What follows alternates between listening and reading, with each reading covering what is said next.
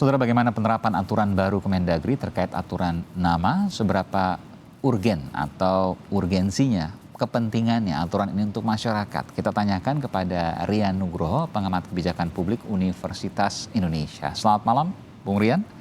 Selamat malam, Mas Aiman. Iya. Semoga sehat selalu. Sehat selalu juga untuk Pak Rian.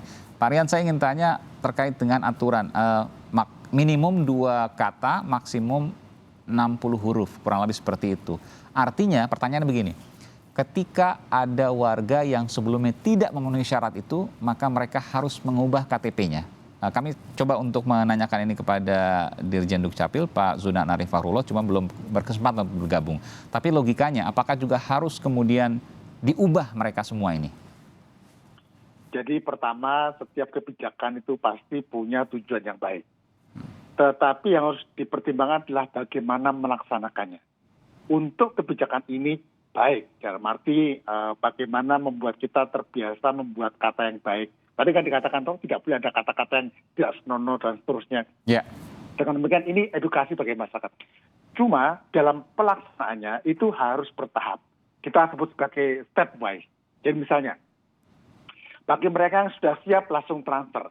Tetapi bagi mereka masuk kriteria tidak boleh dihukum dan tidak boleh sanksi. Kenapa? Administrasi itu adalah hak dari setiap warga negara.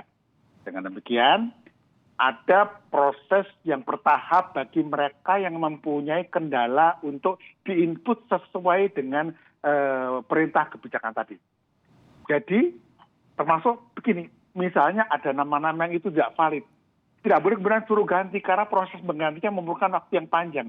Pemerintah perlu memfasilitasi, misalnya kemudahan merubah dan seterusnya. Jadi ada 2 klaster bagi yang sudah transferable, bagi yang non-transferable. Yang non-transferable harus difasilitasi. Dan yang baku tidak boleh ada denda, sanksi dan sebagainya.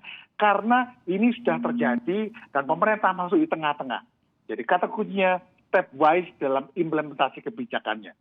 Oke. Tapi saya ingin tanya, ketika ini kan logika ya, ini tentu akan dibaca oleh database digital.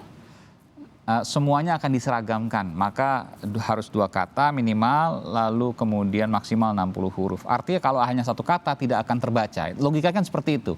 Artinya orang-orang yang tidak memenuhi syarat 2 kata atau maksimal 60 huruf, ya, maka harus mengubah KTP-nya, namanya dan lain sebagainya untuk kemudian memenuhi syarat seperti itu. Jadi mesin harus kita siapkan, ini kan mesin cerdas kan ya. Betul. Kita siapkan agar dapat membaca mereka-mereka yang di-exclude, tetapi tidak kemudian dihapus mereka. Nah, kelompok yang di-exclude ini didata dan difasilitasi oleh pemerintah agar mereka dapat memperbaiki kebutuhan itu. Memang tidak serta-merta bisa. Misalnya ada namanya Soeharto. Cuma 1 kata. Itu masih ada. Itu kita harus punya pertimbangan, ini harus dihapus seperti apa? Karena seperti Soekarno, itu nama besar itu. Nah, kalau orang punya nama Soekarno harus Soekarno Soeharto gitu. Ini kan, jadi pertimbangannya bukan semata-mata pertimbangan harus atau pertimbangan itu wajib. Tapi pertimbangan kultural, historis, dan tahapannya bagaimana itu. Jadi, stepnya begini. Memang logikanya semua bisa dibaca mesin, ada yang bisa dibaca, ada enggak. Tetapi yang nggak bisa dibaca tidak boleh serta-merta dikeluarkan sebagai warga yang tidak berhak punya identitas.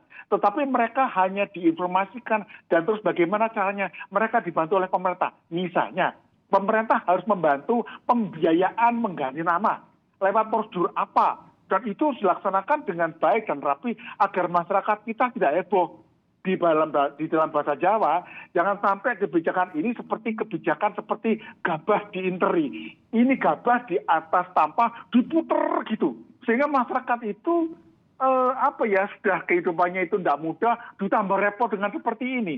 Pemerintah tidak boleh membuat masyarakat heboh dan akhirnya tidak bisa mengerjakan hal sehari-hari, dan itu dapat ditanggulangi apabila pemerintah mempunyai tahapan.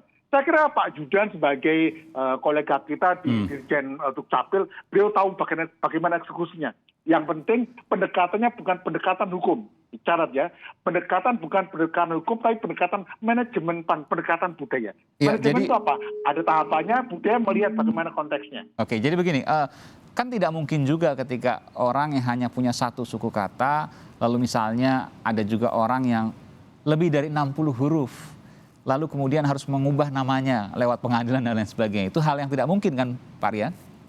Dimungkinkan asal pemerintah memfasilitasi. Jadi biaya dari pemerintah, bukan dari warga negara. Dan itu juga terkait dengan hak asasi. Belum tentu dia mau untuk mengubah namanya. Saya senang dengan nama saya hanya satu kata misalnya. Tadi Anda sebutkan misalnya Soeharto atau misalnya Soekarno atau misalnya hal yang lain ya. Ini kan terkait dengan hak asasi. Lalu kemudian ada aturan seperti ini dan ia suruh mengubah. Apakah itu masuk akal? Jadi kalau contohnya ya, step wise-nya adalah bagi warga negara yang sudah lahir dan namanya satu kata saja boleh. Tetapi yang lahir setelah itu baru dibuat yang baru 2 nama.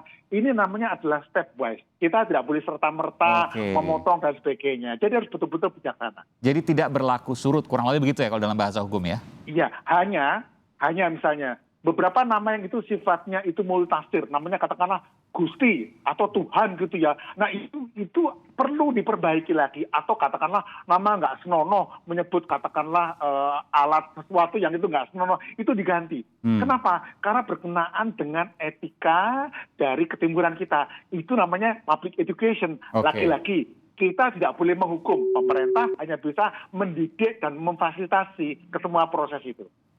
Oke. Jadi bahwa ini kaitan ke hak asasi, tapi memang negara perlu membatasi, itu poinnya. Tapi ketika kemudian yang lalu, itu kemudian mereka terlanjur, maka negara harus memfasilitasinya, baik ke biaya maupun prosesnya.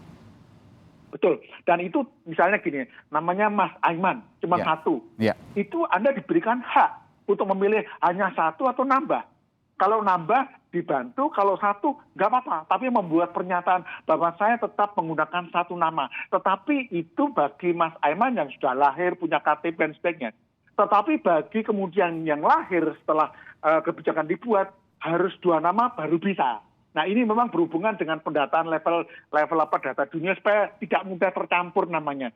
Jadi tidak boleh, tadi Mas Aiman betul, tidak boleh berlaku surut. Nah pilihan 1 nama, 2 nama itu betul. Seperti Pak Trubus mengatakan hak asasi. Tetapi apabila nama tadi nggak senonoh atau multitafsir, ya harus diganti gitu. Oke, baik. Ini kita bicara misalnya bukan yang kaitan ke tidak senonoh dan sebagainya, tapi kaitan ke hak asasi tadi ketika seseorang ingin, saya mau 1 nama aja karena terasa simple, sederhana ya, lalu kemudian lebih kuat, lebih tegas. Apa yang bisa Anda sampaikan soal ini? Nomor 1, lagi-lagi kita harus menyampaikan dalam bahasa pendidikan. Ini bukan masalah hukum saja. Masyarakat, kalau kita punya logika ya, jadi kata nama dengan 2 nama, itu susah diduplikasi ketimbang 1 nama. Dan ini berhubungan dengan namanya security bagi identitas masing-masing. Ini harus diajarkan, nggak bisa serta-merta. Oh saya hanya misalnya 1 nama.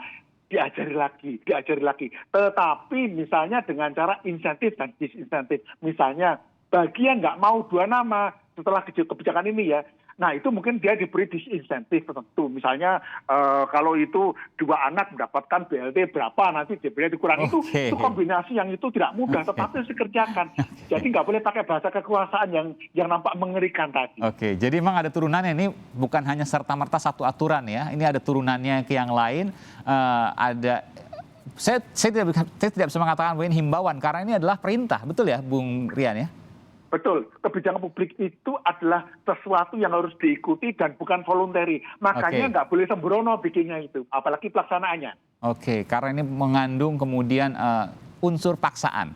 Saya harus katakan ini ada unsur paksaan karena ketika nanti misalnya tidak mau mengikuti, maka akan ada kompensasi yang didapat oleh yang bersangkutan.